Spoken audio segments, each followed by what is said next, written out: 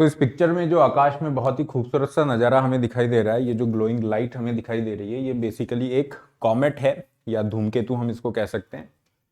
और इसी तरह का जो कॉमेट हमें यहाँ पे दिखाई देने वाला है, इसकी खोज हालांकि लास्ट ईयर की गई थी, लेकिन इसी साल आप देखेंगे कि 2 फरवरी को एक ऐसा कॉमेट जो हमारी अर्थ के काफ़ी नज़दीक होगा, और इवन इसको जो नेकेड आई है उससे भी हम देख सकते हैं, बिना किसी बायनोकुलर उसकी हेल्प से भी हम देख सकते हैं। डेफिनेटली स्काई वहाँ पे डार्क होना चाहिए, कोई आर्टिफिशियल लाइट नहीं होनी चाहिए, और क्लाउडलेस स्काई होना चाहिए।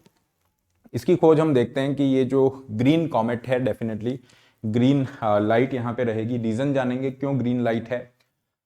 इसको नाम दिया गया है, you have this E3 ZTF। ZTF एक फैसिलिटी है, ज्विके ट्रांजिएंट फैसिलिटी, जिसने इसको लास्ट ईयर इस तरह से आइडेंटिफाई किया था, और उसी बेसिस पे इसका नाम यहाँ पे पड़ा है। इस कॉमेट को लेके काफ़ी सारी चीज़ें हैं जो हमें समझनी है। एग्जाम के पॉइंट ऑफ व्यू से क्वेश्चन हैं, एक प्रीवियस ईयर का क्वेश्चन भी यहाँ पे लेने का प्रयास करेंगे, और इस पूरे इशू को डिटेल में डिस्कस करेंगे। खास बात इस कॉमेट की ये है कि ये जो ग्रीन कॉमेट है, ये 50,000 साल बाद इस तरह से हमें दिखाई दे रहा है। अर्थ के इतना क्लोज है, 50,000 साल बाद ये हमें दिखाई दे रहा है।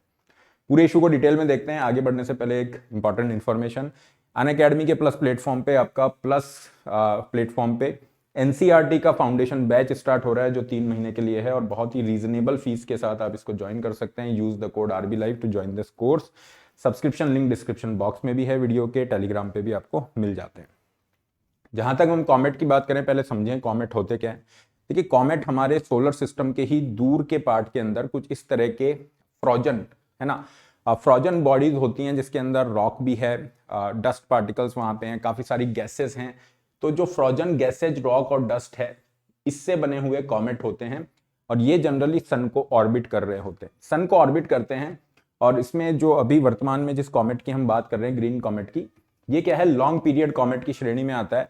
लॉन्ग पीरियड कॉमेट काफी लंबा समय लेते हैं सन को ऑर्बिट करने में, तो हमारे सोलर सिस्टम के दूर के पार्ट से ये आ रहा है और ऑर्बिट करेगा इस तरह से। हाईली इलेप्टिकल ऑर्बिट है, तो इतना दूर से यहाँ पे आ रहा है, और जब ये हमारे सोलर सिस्टम के काफी नजदीक होगा, तो डेफिनेटली हमारे अर्थ के भी काफी नजदीक होगा, और उस समय पे इसको देखा जा सकता है। और इसमें अगर हम चर्चा करें तो कॉमेट जब ऑर्बिट कर रहा है, तो जब ये ऑर्बिट करता हुआ सन के पास आ जाता है, सूर्य के पास ही आ रहा है इस तरीके से, तो फिर काफी सारी चीजें इसके लिए चेंज होना स्टार्ट होती है, क्योंकि सूर्य की जो अल्ट्रावायलेट रेज हैं, उससे ये हीट होना स्टार्ट करेगा, और जैसे जैसे ये हीट होना स्टार्ट करेगा, इसके अंदर जो गैसेस हैं, फाइन गैसेस हैं, वो इस तरीके से इवापोरेट होना स्टार्ट करेंगी। जो डस्ट पार्टिकल्स है वो इसकी सरफेस से दूर होना स्टार्ट करेंगे, और हमें ये टेल लाइक मूवमेंट है, ये देखने को मिलेंगे। तो अगर हम यहाँ पे देखते हैं कॉमेट के अंदर, तो बेसिकली 2 तरह से हमें ये देखने को मिल रहा है। Please have a look. ये आपको ये टेल दिख रही है, ये मेन कॉमेट की बॉडी है, हेड जिसे कहते हैं, और ये वाला जो पार्ट है, ये टेल पार्ट है। तो यहाँ पे आपको ग्रीन कलर का दिख रहा है, जिसे आयरन टेल कह रहे हैं, और एक ये वाली जो है, जो बेसिकली डस्ट पार्टिकल से बना हुआ है, ये एक और टेल हमें यहाँ पे ऑब्जर्व हो रही है। तो बेसिकली होता किस तरीके से है, ये हम देख लेते हैं। जैसे जैसे कॉमेट सन के पास होगा, इस तरफ हमारा सन मान लेते हैं, तो सन की तरफ जैसे कॉमेट मूव कर रहा है, तो होगा क्या, जो कॉमेट के अंदर ऐसे मॉलिक्यूल्स हैं जो काफी वीक हैं, जैसे कार्बन मोनोऑक्साइड वगैरह, ये आयोनाइज होना स्टार्ट करेंगे, और एक तरह के टेल के रूप में ये दिखना स्टार्ट होगा। बिकॉज ऑफ आयोनाइजेशन ये टेल के रूप में यहाँ पे दिखना स्टार्ट होगा, ये आयन टेल कहलाएगी। फिर होगा क्या, कॉमेट के अंदर केवल गैसेस तो है नहीं, और बहुत सारे पार्टिकल्स हैं, डस्ट पार्टिकल स्पेशली।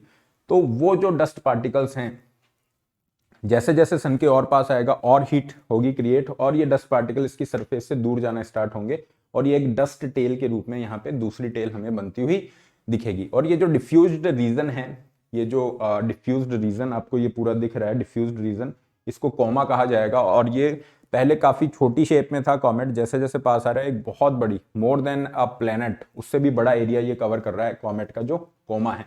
मतलब ये जो डिफ्यूज्ड रीजन है, जिसको हमने नाम दिया है कोमा। और ये जो डस्ट टेल होती है कॉमेट की, इस तरह से 2 टेल्स हमें दिख रही हैं। अब आप देखोगे, जो 2 टेल्स विजिबल हो रही हैं, ये फर्स्ट वाली आयरन टेल है, ये डस्ट वाली है।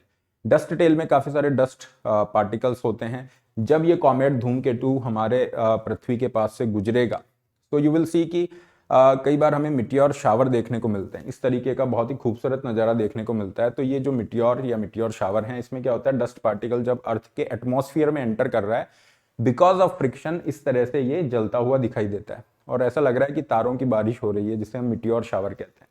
तो ये फिनोमिना भी कॉमेट से या फिर दूसरे जो डस्ट पार्टिकल है उससे जुड़ा देखने को मिलता है। और इसीलिए देखेंगे कई बार जब कॉमेट अर्थ के पास से गुजर रहा है तो मीटियोर शावर हमें देखने को मिल जाता है। और इसमें क्या हमें जानना है, देखिए कुछ और चीजें ध्यान रखिए। ये जो कॉमेट आ रहा है, जो ग्रीन कॉमेट है, ये काफी दूर से आ रहा है। जनरली देखोगे एक जो बेल्ट है, ये है काइपर बेल्ट इसको कहते हैं। काइपर बेल्ट हमारा जो नेपच्यून है उसके और प्लूटो के बीच में जनरली देखने को मिलती है। तो यहाँ पे काफी सारे कॉमेट्स पाए जाते हैं, उनका कॉन्सेंट्रेशन है। लेकिन इसके अलावा एक और एरिया है जिसने हमारे सन को चारों तरफ से घेरा हुआ है, और इसको इन्होंने नाम दिया है, साइंटिस्ट ने नाम दिया है, you have this Oort cloud. तो ये Oort cloud one of the most distant part of our solar system, जहां पे बहुत सारे इस तरह के जो फ्रोजन आइस वाले जो कॉमेट्स हैं वो देखने को मिलते हैं। तो उस एरिया से ये यहाँ पे आ रहा है। ये काइपर बेल्ट क्या होता है ये ध्यान रखिएगा। इसके अलावा कैसे ये टेल बन रहा है ये हमने देख लिया। ये इसका ग्लोइंग हेड है। टेल क्यों बन रहा है कि जैसे जैसे सन के पास आ रहा है तो जो भी वीक एलिमेंट्स हैं वो इस तरह से आयोनाइज हो रहे हैं, फिर डस्ट पार्टिकल आयोनाइज हो रहे हैं। इस वजह से हमें गैस टेल और डस्ट टेल, दो तरह की टेल्स देखने को मिल रही है। अब हम आते हैं जो ग्रीन कॉमेट हमें दिखने वाला है, और इवन कुछ जगह पे तो दिखना स्टार्ट भी हो गया है। ये ग्रीन कलर का क्यों दिख रहा है, इस रीजन पे आते हैं। तो देखिए कुछ ऐसे आपके मॉलिक्यूल्स हैं, स्पेशली अगर हम देखें, you have this diatom, जो डाई एटमिक कार्बन है या फिर कार्बन नाइट्रोजन बॉन्ड से बना हुआ ये साइनोजन है। इसका अमाउंट अगर ज्यादा है तो डेफिनेटली ये ग्रीन कलर हमें देखने को मिलेगा।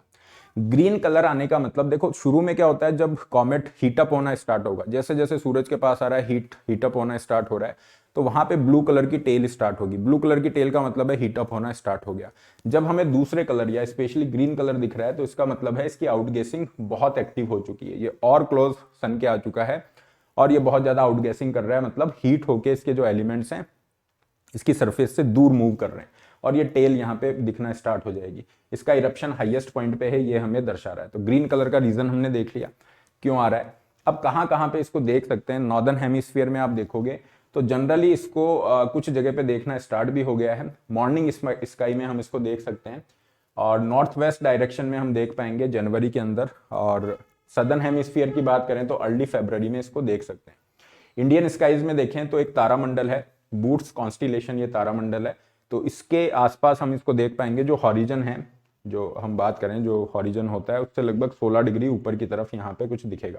तो मॉर्निंग के टाइम पे या नॉर्थ वेस्ट डायरेक्शन में आप इसको ऑब्जर्व कर सकते हैं। क्लियर स्काई मिलता है तो डेफिनेटली इंडिया में भी ये बिल्कुल नेकेड आई से ऑब्जर्व होगा। वर्तमान में हम देखें तो ये स्टार्ट कर गया है, सन से दूर होना स्टार्ट हो गया है। इसकी भी अपनी एक ऑर्बिट है, ऑर्बिट मतलब इसका एक पर्टिकुलर पाथ है जो अभी हमने देखा था, हाईली इलेप्टिकल है। कहां से ये आ रहा है, ऑर्ट क्लाउड से आ रहा है। ऑर्ट क्लाउड एक तरह का रिजर्वोयर है, इवन नासा इसको कहता है होम ऑफ द कॉमेट्स, है ना, धूमकेतुओं का घर भी इसको कहा जाता है ऑर्ट क्लाउड को, जहां से ये ग्रीन कॉमेट आता हुआ हमें दिखाई दे रहा है। ये तो हमने कॉमेट की बात की। इसके अलावा कुछ और चीजें ध्यान रखना। एस्टेरॉइड्स क्या होते हैं, एस्टेरॉइड रॉकी बॉडीज हैं, smaller than the planet that orbits the sun, हमारे सन को ऑर्बिट कर रहे हैं। और जनरली क्या होता है, ज्यादातर ऑर्बिट्स हमें मिल रहे हैं मार्स और जुपिटर के बीच में। ये हमारा सोलर सिस्टम है, मार्स और जुपिटर के बीच में देखने को मिल रहे हैं, और इस बेल्ट को हम कहते हैं एस्टेरॉइड बेल्ट, जहां पे बहुत सारे एस्टेरॉइड्स होते हैं जो कि सन को इस तरह से ऑर्बिट कर रहे हैं। क्षुद्र ग्रह भी इनको कहा जाता है।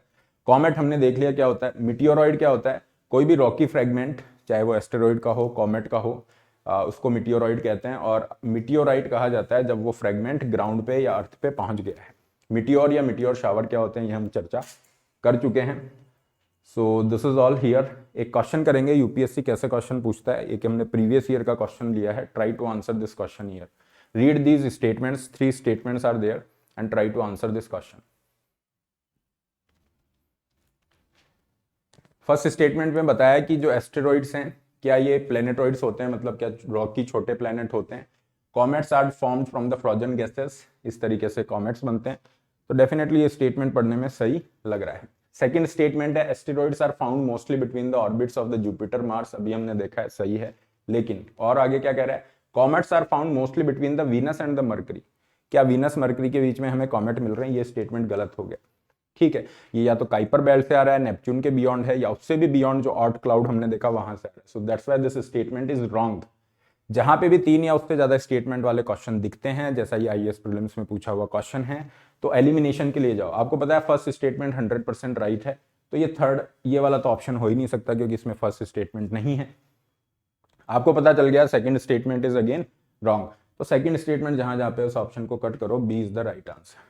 तो एक बार देख लो थर्ड स्टेटमेंट क्या कह रहा है, क्या थर्ड स्टेटमेंट सही है? कॉमेट्स के अंदर एक टेल होती है जबकि एस्टेरॉइड में नहीं होती है, ये तो हमने देखा ही है। तो आंसर गोज बी। इस तरह से यूपीएससी क्वेश्चंस यहाँ पे पूछ सकता है, काफी सारे तरीके से क्वेश्चन बनाए जा सकते हैं और इस तरह के टॉपिक्स इंपॉर्टेंट होते हैं। सेशन का जो पीडीएफ है वो यहाँ पे आप प्राप्त कर सकते हैं। इसके अलावा जो बच्चे यूपीएससी की तैयारी कर रहे हैं, अनअकैडमी के प्लस प्लेटफॉर्म से आप जुड़ सकते हैं यूपीएससी की तैयारी के लिए। You can be the part of Unacademy success story here, जहाँ पे आपको सारी चीज़ें एक ही जगह पे मिल रही है। Unlimited access of the classes, आपके जो नोट्स हैं updated with current affairs, test series, practice test, doubt solving, ये सभी चीज़ें एक ही बार फीस देने में आपको मिल जाती है। Right now you are getting this 20% off. Use the code RBLIVE to use this discounts and personal guidance. इसके अलावा नए बैच आपके 27 जनवरी से स्टार्ट हुए हैं, इसके लिए भी जा सकते हैं। ओल्ड राजेंद्र नगर में ऑफलाइन बैच स्टार्ट हो रहा है, you can go for this. 0% EMI option भी ले सकते हैं। इसके अलावा इंटरव्यू गाइडेंस के लिए एलिजिबल है, तो इसके लिए भी जा सकते हैं। This is all here. All the best and don't forget to like, share, subscribe.